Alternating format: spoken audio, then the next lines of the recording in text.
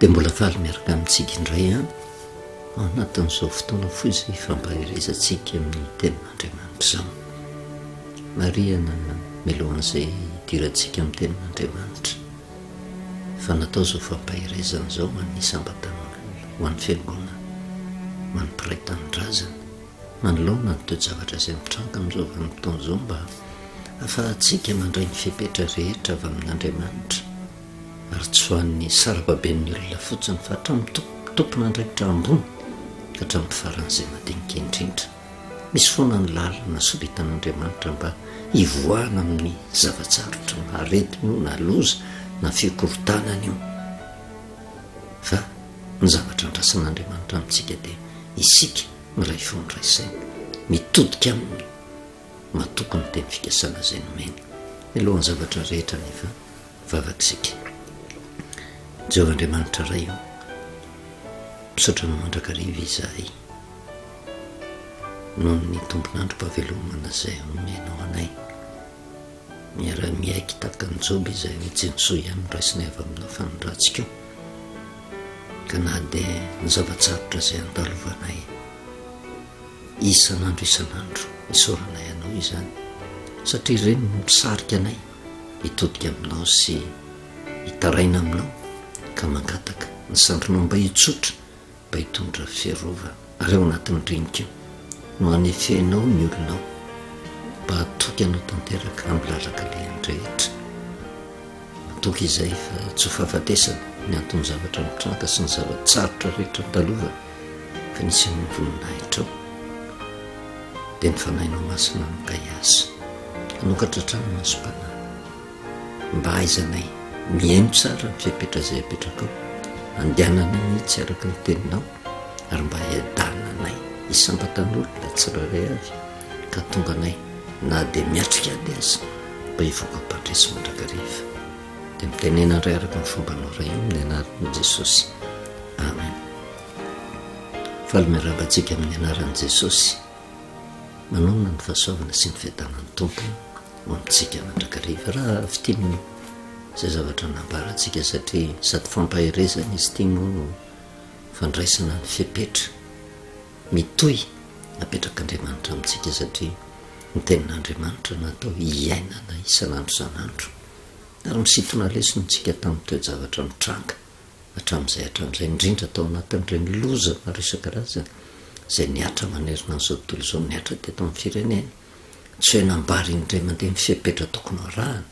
fa isan'andro isan'andro dia nisy ny fampatserovana ny fiapetra tokony arahana ary ny fanatsarana an'izay fomba fiaina mba hatonga ny loza tsy hatra amintsika izay ka raha eo amin'ny sehatra ranofo azy manatanteraka izantsika maika moa fa Andriamanitra isan'andro isan'andro izy dia manoritra lalana mandrakariva fiapetra mba hitandrimantsika mba hiarovana antsika amin'ny loza mety hitranga sy mba hananantsika izay ilay fanantenana fatokina tanteraka amin'ny fiarahana amin'izay izay indrindra no natonga antsika ny resaka makasika ilay fitantanana eo anivon'ny firenena sy eo anivon'ny olon'Andriamanitra hoe fomban'Andriamanitra mandrakariva no manendry tompon'andraikitra ary ny tompon'andraikitra izay tendren'Andriamanitra dia misy toetra takina aminy, ny toetra takina aminy tsy tonga mba ho tompona fa tonga kosa mba hanompo araka ny tenin'ireo mpanolontsaina zokiolona tamin'ireo Obama kanefa ny laviny raha manaiky hanompo ny vahoaka ianao izy dia hanompo anao mandrakizay izy lavin'ireo Obama nefa zany fa nampiasa ny fahefany, nampiasa ny heriny ary nampiseho maty tanora azy izy izay niteraka fisarahana dia nivo ny zanak'Israely ary inona no natonga an'izay rehetrarehetra izay ny fisafidianana mpanolontsaina tsy araka ny sitrapon'Andriamanitra ary teo amin'izay fisafidianana ny mpanolontsaina izay natonga antsika ny resaka hoe mpanolontsaina manahoana ihany koa nefa ny mpanolontsaina tokony ho raisiny dia hitantsika tamin'ny hafatra napitany Jetro rafozan'ny Mosesy rehefa nahita ny fahasahiranan'i Mosesy hoe tsy vitan'olo tokana ny fitantanana ny firenena, tsy vitan'olo tokana ny fitantanana ny sehatra ara-panahy fa tsy maintsy mila mpiara-miasa aminy ihany izy zay an'olotsaina azy mandrakariva anampy azy mba hatanteraka ny asa zay tanterahany. De ny lambarany Jetro tam'izany ny toetra ny mpanolotsaina tokony hofidiny de mpanolotsaina aiozy Jetro, mpanolotsaina matahotra an'Andriamanitra, mpanolotsaina marina ary mpanolotsaina tsy tia kolikoly. Marina zany na amin'ny fitantanana ny firenena, marina zany na eo amin'ny fitantanana ara-panahy. Ary zay le mpanolotsaina zay ny eken'ny Mosesy zany ka nampilamina ny asan'i Mosesy. Fa zany akory tsy midika hoe tsy nisy olana tsony teo anivon'ny fitantanana ny zanak'Israely, fa ny zavatra hitantsika manerana ny baiboly iray manontolo zay mijoro amin'ny marina de mianjehan'ny olona mandrakariva, kanefa de miodina mandrakariva koa ny zanak'Israely teo anatrehan'izay tsy nanaiky lalàn'Andriamanitra zay nefara tamin'ny fangatahana mpanjaka. De fa iny hitantsika iny izy. Todikitsika eo am'izay le hoe olona manao ahoana? Ny olona tokony hofidiana mba hiara-miasa amin'ny tenany, tonga lafatra ny asa zay tanterahana. Tsy adinontsika nefa ny teny fikasana zay nomen'Andriamanitra antsika. Zakaria 4:7. Zaho Jehova mandafy manodidina azy, voninahitra eo afovoany. Tsy mora nefa ny andraisana an'izay teny fikasana zay. Teny toky zany ary tsy maintsy tanterahan'Andriamanitra. Fa raha ny zanak'Israely tamin'izany vanim-potoana zany vo mivoaka tao anatin'ny fahababony, anangana ny efa rava, fa ny zavatra mitranga nefa de zao fanakivina, fanenjehana, fampitahorana, ampiraviravin-tanana ny vahoaka tsy anatanteraka an'izany. De tonga le teny tamin'ny alalan'ny Zakaria mba hampaherezana ny zanak'Israely hoe Jehova mihitsy no mametoky mandafy manodidina anareo ange voninahitra eo fonareo. De nanohy ny asan'ny zanak'Israely tamin'izany vanim-potoana zany, nanangana ny efa rava. Toraka zany ko no toe-javatra misy amin'izao vanim-potoana zao, manangana ny efa ravitsika, na misehatra ara-nofo na misehatra ara-panahy. Mety ny ara-nofo no hitan'ny olona,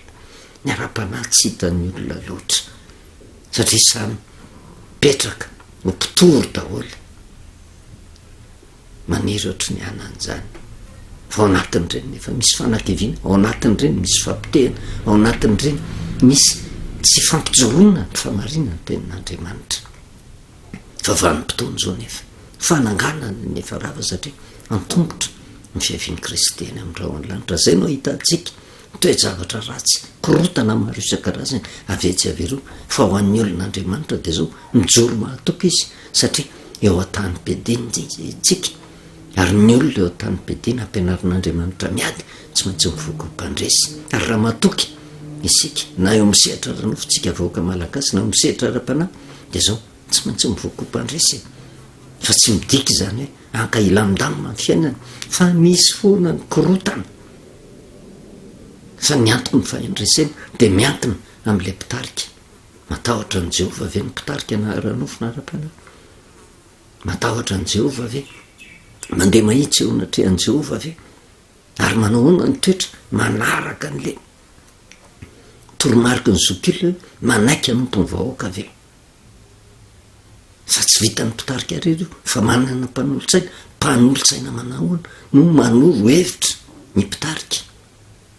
eo amin'izay ataony rehetra. Fa ny Rehoboamy de zao nilavy ny mpanolotsaina zokilona zay tokony anana ny fiadanana, nampaharitra ny fanjakana. Fa ny ekeny kosa le mpanolotsaina ny tanora fanahy zay tsy mijery afa-tsy ny tombontsoa ny tenany sy ny fafinaretan'ny nofony teo anatrehan'izay, ka natonga fampitehana tanteraka. De eo am'izay fifidianana ny mpanolotsaina izay natonga antsika nijery ny tantaran'i Josefa. Ary navelan'Andriamanitra hitranga zany tao amin'ny tantaran'ny Egypta mba hanokatra ny saina mampanahy ny Farao zay mpanjaka Egyptianina, fa taony noho ny Josefa. Ary te ampisongadina Jehova ny Mahandriamanitra azy tamin'ny alalan'ny Josefa, le andevo any ampigadrana izy, vokatry ny famarinana nefa natonga azy nigatra. Kanefa de zao tsy nampiova azy tamin'Andriamanitra zany, fa vao mainka ny olona mandrakariva izy ary re ihany ny lazany satria tao amin'ny figadranina tao manodidina tao zay lay fitondratena zaraina amin'ny olona rehetra manampy ny olona rehetra nanompo ny olona rehetra tamin'ny alalan'ny fanampiana azy ireo hatakatra ny zavadalina anka tonga tany ampotsofon'ny farao nefa tamin'ny vanim-potoana io na nofy tsojerevantsika ny nofy fa ny zavatra mitranga dia le toetra ny farao navelon'Andriamanitra hitranga mihitsy any amin'ny Genesis toko fa 1:7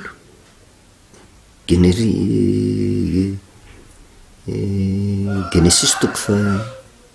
1:7 9:9 zay fa mivakitsika no ny maraina tebiteby mifanany ka dia naniraka napaka ny ombiasy rehetra tao Egipta sy ny olon-kendry rehetra tao izy ary nambarany farao tamin'ireny ny nofiny kanto tsy nisy na dia ray aza nalaza ny heviny tamin'ny farao nofon'ny farao io tsy tongatonga ho azy io avy amin'ny Jehovah io na dia tsy mahalala ny Jehovah ary izy mba hampieritrereta anazy ary fanambarana ny zavatra hitranga ihany koa aty aoriana ny tena izy ohatran'ny firoborobona be tapoka kanefa dia izy fahoriana tapoka ary manoloana zay fahoriana zay nampitebiteby any farao satria tsy fantany tsara ny hevitr'Andriamanitra tao anatin'izany ary zay naniriny ahafantatra ny hevitry ny nofy dia nampiatsony daholo napaka ny ombiasy rehetra tao Egipta izy sy ny olon-kendry rehetra tao izy zany hoe ao anatin'ny testamenta taloha raha vao miresaka ny ombiasy sy olon-kendry dia ny olona faratapo-pahaizana amin'ny lafiny ara-panahy sy amin'ny lafiny ara-taratasy nampiatsona daholo ireo ary nanantena mihitsy farao tamin'izany vanim-potoana zany hoe hahavaly ny etaetandreo zany hoe ireo ombiasy sy olon-kendry ireo ny mpanolotsaina ny farao tamin'izany vanim-potoana zany fa inona nefa ny zavatra mitranga kanjozy tsy nisy na dia ray azy nalaza zay heviny tamin'ny farao tsy nisy na dia ny ray azy nalaza ny heviny mitovitovy amin'ny tantaran'ny Daniel mba isotomantsika lesona tamin'ny andron'ny Nebokadnezara na nofy keo Nebokadnezara tamin'izay vanim-potoana zay na nofy ary Daniel nefa dia babo tao Babilôna fa nijoro tamin'ny finoany ihany keo natahotra an' Jehovah nandeha mahitsy teo anatrehan'Andriamanitra ary tsy nanatahotra mihitsy izy manoloana ny fanandevozana hoe satria matahotra ny olona nanandevo azy izy ka andan'Andriamanitra fa sanijoro tamin'ny finoany izy navelan'Andriamanitra hitranga koa avy amin'Andriamanitra koa ny nofon'ny Nebokadnezara dia mitovy taka ny farao ihany keo Nebokadnezara nampiatsony daholo ny mpanolotsaina ny rehetrarehetra Daniel toko faharoa rehefa nampiatsony ireo dia mitovy amin'ny zavatra tary amin'ny Genesis toko fa 1:7 tsy nisy nalaza ny heviny le nofy ary taty amin'ny Daniel raha zavatra sarotsarotra mihitsy ny zavatra nangatahan'ny Nebokadnezara satria rehefa natsona ny ombiasy ny pisikedy ny olon-kendry zay raha ambaratsika dia ireo lay sangany nanapahaizana teo amin'ny sehatra ara-panahy sy ny sehatra ara-nofo zay tena natokiny ny Nebokadnezara natsony ary neveriny fa afaka amaly ny zavatra manahirana azy kanefa rehefa tena teo anatrehan'ny Nebokadnezara tsy nisy na dia ny ray azy nahavaly ny 9:9 Genesis toko faharoa ny 9:9 natezitra ny Nebokadnezara zany ary navelan'Andriamanitra hitranga zany anokafana ny masom-panany hoe manahoana reto mpanolotsaina manodidina anao reto ry Nebokadnezara ireo tsy malala an' Jehovah manapahaizana ireo fa ny fahendreny ve afahany mitantana ny firenena afahany mamaly ny etaetanao ny 9:9 fa ny mpanjaka namalika nanao hoe fantatro marimarina fa mandano andro foana ianareo satria hitanareo fa efa nilobava fa raha tsy ampahafantarinareo any nofy dia lalàny iray monja mitondrana anareo fa ianareo miray tetika ilaza teny lainga sy arirarira foana eto anatrehako mandra-pahatonga an'izay andro mahamety ko ambara ho any nofy dia fantatro fa malaza ny heviny amiko koa ianareo sokatra ny masom-panahiny Nebokadnezara mandany andro afotsiny nareo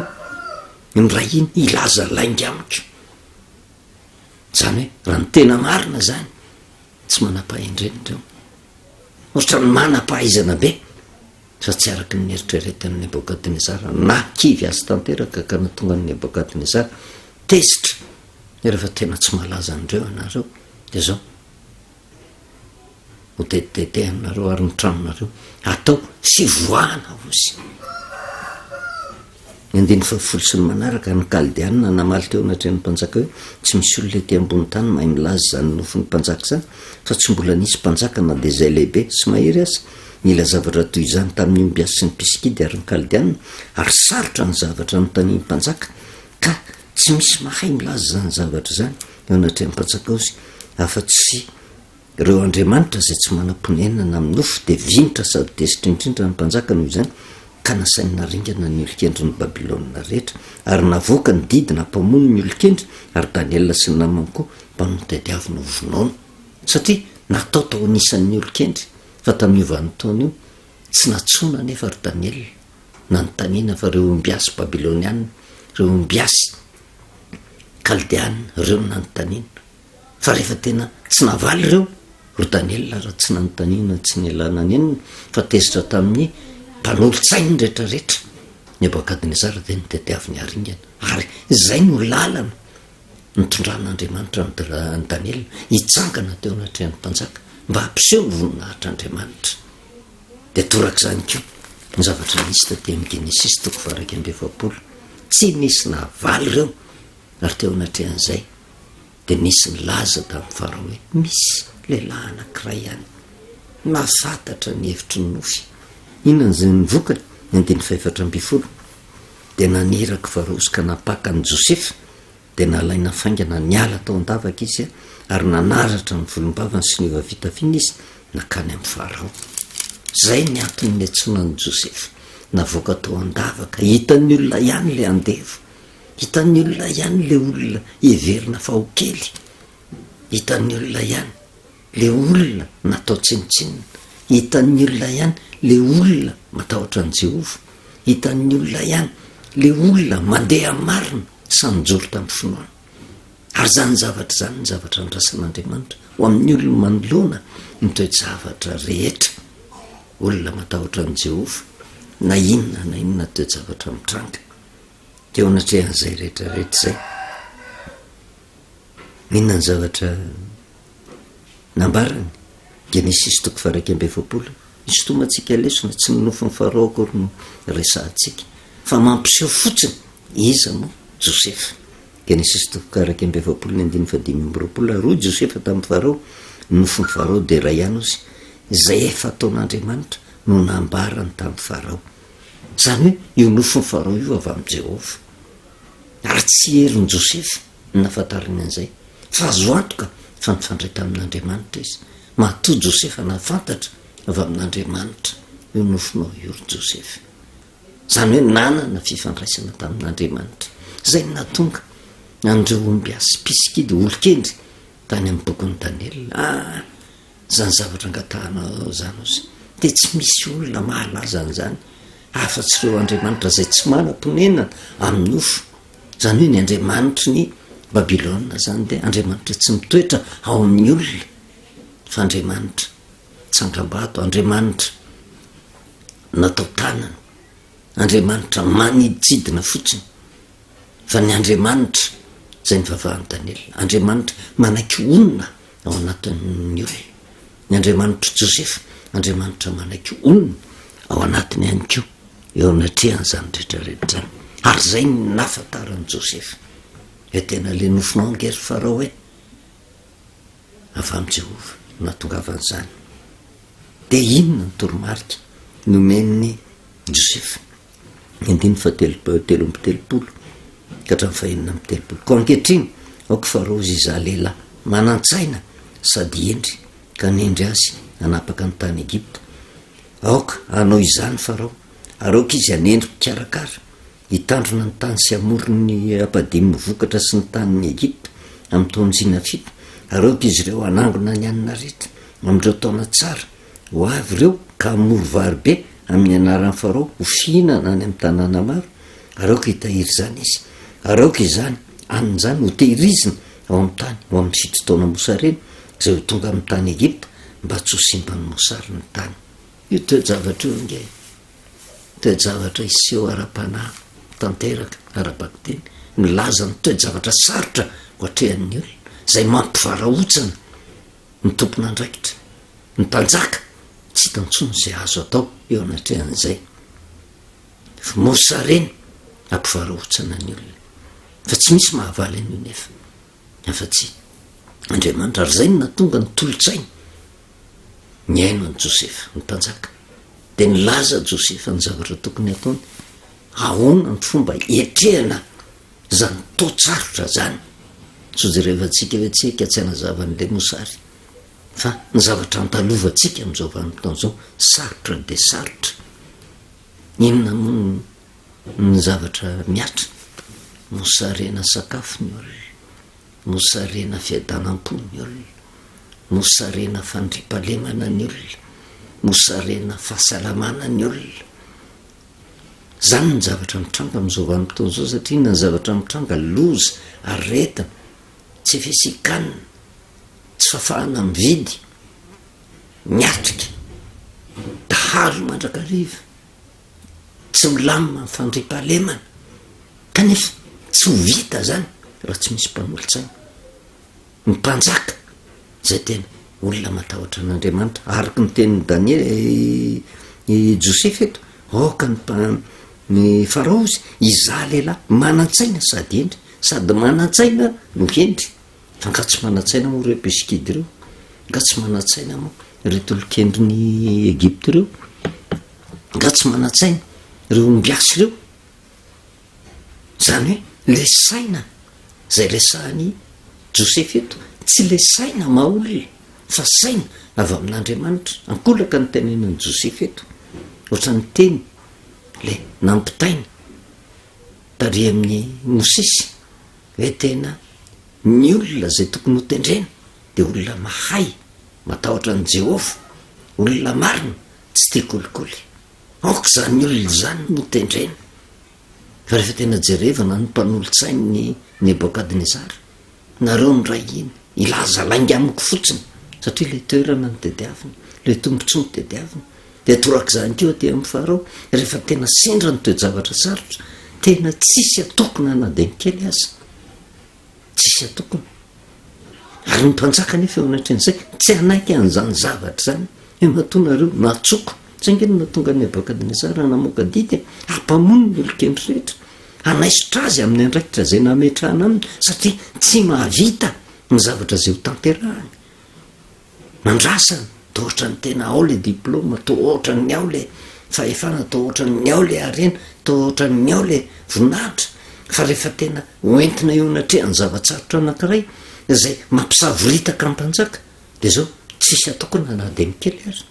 ka nandraisany Nebokadnezara fanapahan-kevitra na moany didy hoe tena hovonoikany daholo reo ny trano ataovy trano fivoarana ary zavajavatra takan'izany keo ny taty amin'ny Farao satria reto olona reto tena rehefa tonga amin'ny toe-javatra sarotra tsy misy tokony satria te nefa manam-pahaizana fantapoko fanta-pirenena ny laza fa rehefa tena napetraka mena azy le andraikitra tsy vita andevo kely ary no nantsona olona matahotra an' Jehova no manome toromarika ny mpanjaka aoka ny mpanjaka ozy izaho lehilahy manan-tsaina sady endry anendry azy anapaka ny tany Egipta ary aoka anao izany Farao ozy ary oka izy anendry mpikarakara hitandrona ny tany sy amorony ampadimin'ny vokatra ny tany ny Egipta amin'ny taontsina 7 ary aoka izy ireo anangona ny anina rehetra am'ireo taona tsara ho avy ireo ka amory vary be amin'ny anaran'ny Farao ho fihinana ny amin'ny tanàna maro ka aoka hitahirizana izy ary aoka izany anina zany ho tehirizina amin'ny tany amin'ny fitrotaona mosareny zay ho tonga amin'ny tany Egipta mba tsy ho simba ny mosary ny tany toromarika no nomena avy amin'ny olona tsy nampozina fa io olona nefa matahotra an' Jehova na Josefa na ry Daniel de torak'izany natao reniny Farao zany natao reniny Nebokadnezara zany ary eo anatrehan'izay tsy misy fanerena fa eo Nebokadnezara eo Farao mandray fanapahan-kevitra isafidy amin'izay olona manahoana no tendreko. Iaino ny feon'le Daniel andevo ve le Josefa andevo ve 7:telopolo 7:telopolo dia zao ny voalaza ka hatramin'ny 4:20 ary sitraky Farao sy ny mpanompony rehetra zany hevitra zany ozy dia hoy Farao tamin'ny mpanompony ahita lehilahy tahaka io zay mana ny fanahin'Andriamanitra ao anatiny va isika ozy. Dia zareo nge manao ana le mpanolontsaina nasaina no fidiny Mosesy olona matahotra an' Jehova manana fifandraisana amin'Andriamanitra, olona mahay, olona marina, olona tsy tia kolikoly. Resy lahatra tanteraka Farao ary raha ny teny izy ahita lehilahy tahaka io zay mana ny fanahin'Andriamanitra ao anatiny va isika. Le Andriamanitra monina ao anatin'ny olona ary tsy ny Andriamanitra ny Egiptiana ny olona lazainy Farao io fa le Andriamanitra miavaka zay fikiron'ny Josefa. Aiza no mahita olona tahaka an'io? Ary hoy koa Farao tamin'ny Josefa satria efa nampahafantarin'Andriamanitra anao zany rehetra zany dia tsy misy lehilahy manan-tsaina sady endry tahaka anao ka ianao no anapaka ny ato an-tranoko ary araka ny teninao ny hitondrana ny oloko rehetra, ny seza fiandrianana ihany no alehibe no ianao. Safidy na dia andevo ara Josefa nisokatra ny sainy Farao zay nitiliza nefa zany alao maka n'ity lehilahy ty endry manan-tsaina io hitoeran'ny fanahin'Andriamanitra io fa io ny ampilamina ny raharaha rehetrarehetra eo ny fitantanana rehetra mba firifiry ny tompona ndraiky mba misidy olona tahaka an'izany fa matetika ny laza ny voninahitra ny rehare zay hitarafana ny olona anendrena azy hipetraka eo amin'ny toerana kanefa rehefa tonga eo mialatsiny amin'le fomba fitenenana tsisy atokana. Misy andevo kely any tahakany Josefa, misy andevo kely any tahakany Daniel, tsy hita satria nahoana tsy majery an'Andriamanitra le olona fa teto Farao nampitodika ny sainany zany ka nahafantatra fa tsy herin'ny Josefa zany satria hita tao anatin'ny teniny hoe satria efa nampahafantarin'Andriamanitra anao fa izy tsy niteny hoe satria fantatrao ny hevitry ny nofy fa fantatry Farao ihany fa le Andriamanitra zay nivavahany no nampahafantatra azy ny hevitry ny nofy. Manana fifandraisana amin'Andriamanitra ka raha ny olona manana fifandraisana amin'Andriamanitra alao miaraka amin'izany olona zany dia nitendreny ianao no anapaka ny ato an-tranoko araka ny teninao no hitondrana ny oloko rehetra ary ny seza fiandrianana ihany no halehibe no ianao tsy mora nefa mitady olona tahaka an'izany, tsy mora, mila fandeferana, mila fanetretena. Ary indray Farao ny 9:20 ka hatramin'ny 5:20 tamin'ny Josefa indro efa nanindry ianao anapaka ny tany Egipta rehetra nisorony Farao nipetratra tamin'ny tanana sy ka nataony tamin'ny tanan'i Josefa dia nampitafiany rongony fotsy madinika izy nasiany rojo volamena ny vozony nampitaingeniny teo anatrehany kalesiny Farao izy ary nivoaka ny antso teo alohany nanao hoe mandole ary nitendreny mpanapaka ny tany Egipta rehetra izy ary hoy Farao tamin'i Josefa zao no Farao ary raha tsy niteninao dia tsisy olona netsika ny tanana ny tongony eto amin'ny tany Egipta rehetra ary nataony Farao hoe zafy anata-panehano anaran'i Josefa dia nomeny azy Asenata zanaka vavin'ny Potifera mpisorona tao aona ho vatiny. Zay ny zavatra mitranka na ny safidy Farao olona mahay, olona matahotra an'Andriamanitra, olona marina, olona tsy tia kolikoly. Manahoana amin'izao vanim-potoana zao satria range misy loza manimpisikedy sy ny ombiasy sy ny olon-kendry amin'izao vanim-potoana zao zay adika antsika hoe man'le olona tena malaza fantadaza manan-karena manamboninahitra satria isy loza mba ho ararotona ahafahana manango-karena kanefa eto Josefa de natsinjo an'izany rehetrarehetra zany de nametraka ny paikady rehetrarehetra raha te ho tafavoaka ao anatin'ny miandro mosary zao nataovy tsy nitady zay mety ho tombontsoa ny tenany fa zay ho tombontsoa na de firenena jentilisa reo fa saingy zay toetra ny Josepha zay nahavonjy ny tany Egipta ary tsy vitany hoe nahavonjy ny tany Egipta fotsiny fa nahavonjy ihany keo na de reo rahalahy namadika azy toetra manahoana ny toetra takiny amin'ny mpanjaka manombo vahoaka de ho tafatoetra eo ny toerana misy azy izy toetra manahoana ny takina amin'ny mpanolotsaina de ozy Jetro rafozan'i Mosesy olona mahay matahotra an' Jehova marina tsy tia kolikoly toetra manahoana ny takiny amin'ny mpanolotsaina ary eto Josefa ary nefa mety kristiana de mahafantatra ny tantaran'i Josefa fa lasa prime ministre ambany kelyn'ny mpanjaka Josefa na de andefa aza tamin'izany vanim-potoana zany fa manahoana ny toetran'i Josefa vakivavy farao ahita olona manana ny fanahin'Andriamanitra ao anatin'ny va isika ozy satria efa nampahafantarin'Andriamanitra anao zany rehetra zany de tsy misy lehilahy manan-tsaina sady endro takanao raha tsy io ihany no voatendry misy fikorotanana araka ny resantsika hoe na inona ezaka ataon'ny mpitantana na mahay takininona izy toy izy atsika na milaza izy fa matahotra an'Andriamanitra takininona fa miankina amin'ny mpanolotsaina sy ny olo fidiny zay miara-miasa aminy ny fahombiaza ny zavatra rehetra atao mpiara-miasa marina mpiara-miasa mahay mpiara-miasa matahotra n'Andriamanitra mpiara-miasa tsy tia kolikoly ary mila manana esprit de discernement ny mpitantana aizany mamantatra olona manahoana reto atsony miara-miasa amiko reto zany rehetrarehetra zany misy afatra tian'Andriamanitra ampitaina ary raha teny zay mivakitsika na de tsy jerevantsika amin'ny antsipriany azy andalo toe-javatra sarotra tsika nge fa raha tsy olona manatsaina tsy afaka isedra an'izany toe-javatra sarotra zany ary naseho an' Jehova zany nanerana n'izao tontolo zao miditra amin'ny toe-javatra sarotra trango zany eto amin'ny firenetsika zay nazavaitsika hoe tena ohatrany tena latsaka atao anaty laforomidrehitra afo natria tena mbola taiza nisy mpitondra ka nisedra zavatsarotra takan'izay nisedrany tao anatin'ny taona 24 sy ny 2024 ary raha za na ianao no nitantana ny firenena tao anatin'izany sanjoro teo ve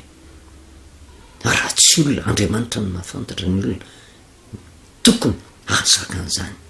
ary fantatr'Andriamanitra ny vahoaka malagasy fa vahoaka mivavaka araka ny resantsika hoe miankina amin'ny toe-pana anana n'le vahoaka nge mpanjaka apetraka Andriamanitra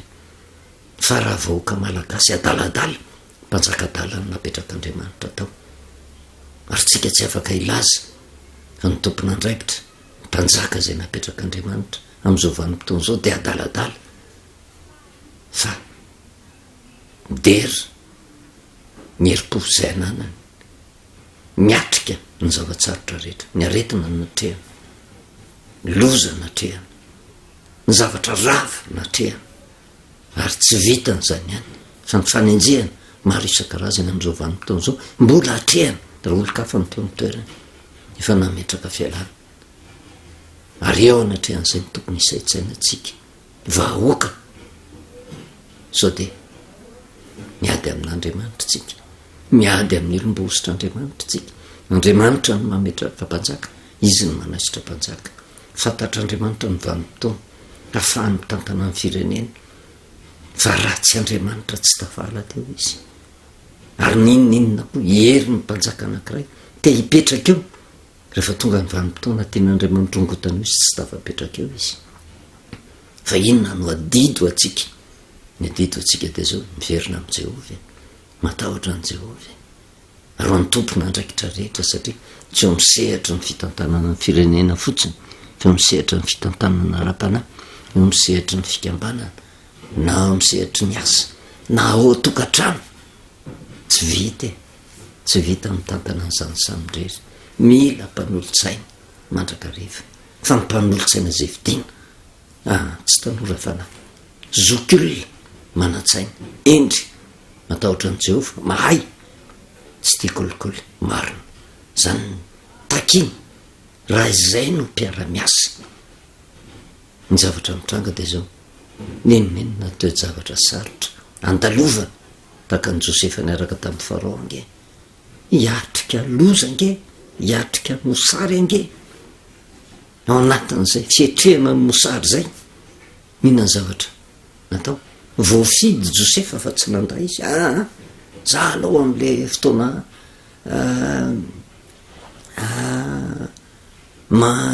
mampiroborobo ny fambolena fa zao nanaiky hisedra n'izany zavatsarotra zany satria avy amin'Andriamanitra nahitany an'izany rehetrarehetra nentehitra tamin'Andriamanitra mandrakariva izy dia nisy famonjena ary zay ny nanomezan'ny Farao ny anarana ny Josefa hoe nataony hoe Savenata Pania zay midika mpamonjy sauveur namonjy ny olona tao anatin'ny fasairanany ary hita taratra amin'ny asa mpamonjena zay nataon'i Jesosy